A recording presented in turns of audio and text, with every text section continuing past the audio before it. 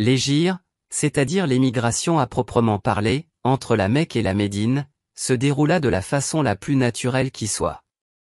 Le prophète, que la paix et la bénédiction de Dieu soient sur lui, et son compagnon de voyage partirent à dos de chameau avec un guide qui connaissait très bien le désert. Ils durent se cacher à certains moments de leur trajet. Ils s'arrêtaient pour effectuer leurs 5 prières quotidiennes ou pour camper le soir. En somme, ils ne disposaient pas de moyens surnaturels qui les transporteraient à Médine ou écourteraient la durée de ce voyage de 3 jours. Toutefois, pendant leur périple, de nombreux miracles se manifestèrent. Le premier miracle eut lieu dès le premier instant de l'hégire. En effet, pendant les 13 années qui précédèrent l'hégire, le prophète, que la paix et la bénédiction de Dieu soient sur lui, appela inlassablement les Créchites au droit chemin, à un Dieu unique, à l'égalité des hommes, à l'humilité et à l'amour du prochain. Au début, ils l'épargnèrent par égard pour sa famille puissante, les Hachémites. Ils allèrent même jusqu'à lui proposer des richesses et de le désigner chef à la Mecque. Mais le prophète, que la paix et la bénédiction de Dieu soient sur lui, refusait toutes leurs propositions car il avait reçu un message d'Allah, exalté soit-il, et avait pour obligation de le transmettre avec fidélité. À la longue, les têtes pensantes de la Mecque se réunirent et décidèrent d'assassiner le prophète Mohammed, que la paix et la bénédiction de Dieu soient sur lui, pour se débarrasser de lui et du message qui attentait à leur commerce et au système social dont ils profitaient. Pour éviter les représailles des Hachémites, ils décidèrent d'élire 20 jeunes chevaliers parmi les différentes tribus de Quraysh qui exécuteraient cette mission de nuit. De cette façon, le crime serait partagé par toutes les tribus et les Hachémites ne pourraient pas se battre seuls contre tous, ni identifier précisément l'assassin de Mohammed, que la paix et la bénédiction de Dieu soient sur lui. Quand la dite nuit tomba, les chevaliers armés d'épées et de lances encerclèrent la maison du prophète et attendirent qu'il sorte de chez lui pour la prière de l'aube comme il le faisait d'habitude. À l'heure de la prière, le prophète sortit. Mais les redoutables assaillants ne le remarquèrent pas. Le prophète sortit de chez lui la tête haute, sans armes. Les hommes qui le guettaient impatiemment ne le virent pourtant pas, enfoncés qu'ils étaient dans un profond sommeil ou, en tout cas, voyant leur faculté de perception suspendue par Allah, le seul compagnon et protecteur de son prophète. Et, pour bien marquer son passage, le prophète fit le tour des chevaliers et lança une poignée de sable à la face de chacun d'eux. Quand les premières lueurs du matin apparurent, les chevaliers reprirent conscience.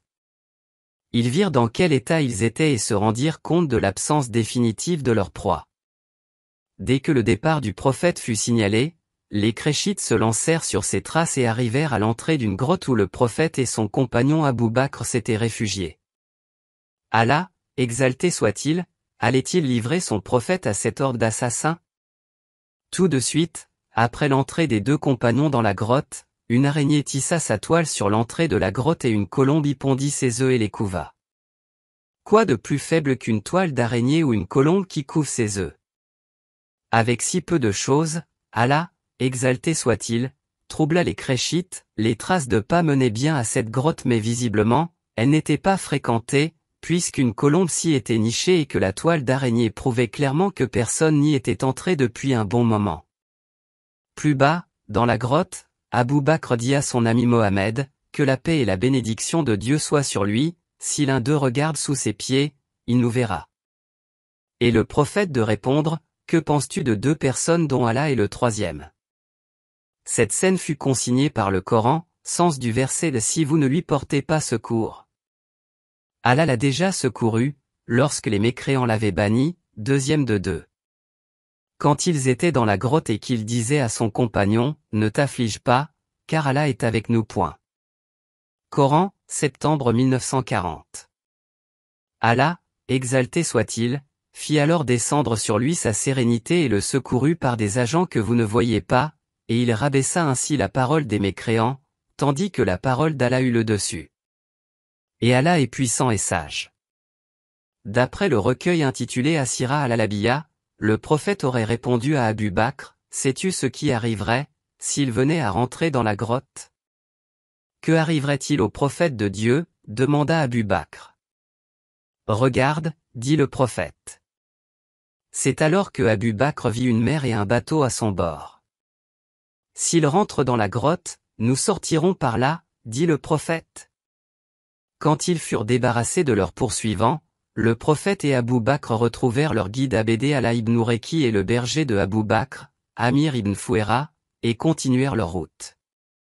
Ils passèrent à proximité de la tente d'une femme qu'on appelait Mabad al-Khuzaïya. Les voyageurs étaient alors à bout de vivres. Ils demandèrent à Mabad de leur vendre de quoi tenir le reste du trajet.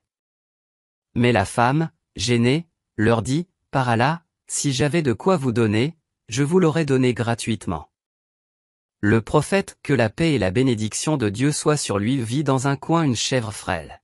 « Et cette chèvre ?» demanda le prophète.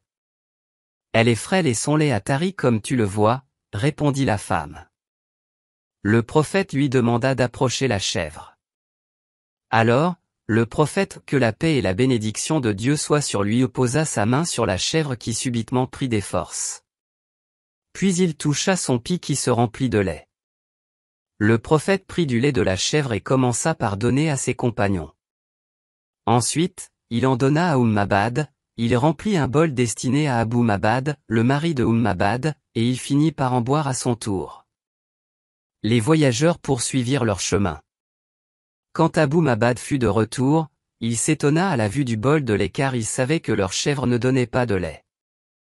Mabad lui décrivit alors le prophète et lui raconta ce qu'il fit. Il lui dit, « C'est l'homme que Quraysh poursuit pour l'assassiner. » Mabad et Abu Mabad embrassèrent l'islam. Il convient à ce stade de rappeler que ce miracle est l'un des récits favoris des enfants musulmans. C'est l'un des enseignements de base qu'ils reçoivent dans leur enfance, étant donné qu'il a une valeur symbolique, c'est l'hégire qui marque le début du calendrier musulman. Les péripéties du voyage ont maintes fois été mises en scène dans des films cultes de la télévision égyptienne, exportés partout dans le monde musulman en version originale ou sous-titrée, en anglais, en allemand et même en français. Par ailleurs, on est facilement fasciné par l'histoire de cette toile d'araignée éphémère et de ce pigeon qui pond à l'entrée de la grotte et qui tiennent tête à cette horde de mécréants protégeant, de par leur faiblesse, le prophète et son compagnon mieux qu'une forteresse. Quand je pense que certains clament haut et fort que le prophète Mohammed, que la paix et la bénédiction de Dieu soient sur lui, n'a pas produit de miracle, un énorme doute naît dans mon esprit quant à leur prétendue honnêteté ou la réalité de leurs objectifs, qu'ils disent être la quête de la vérité.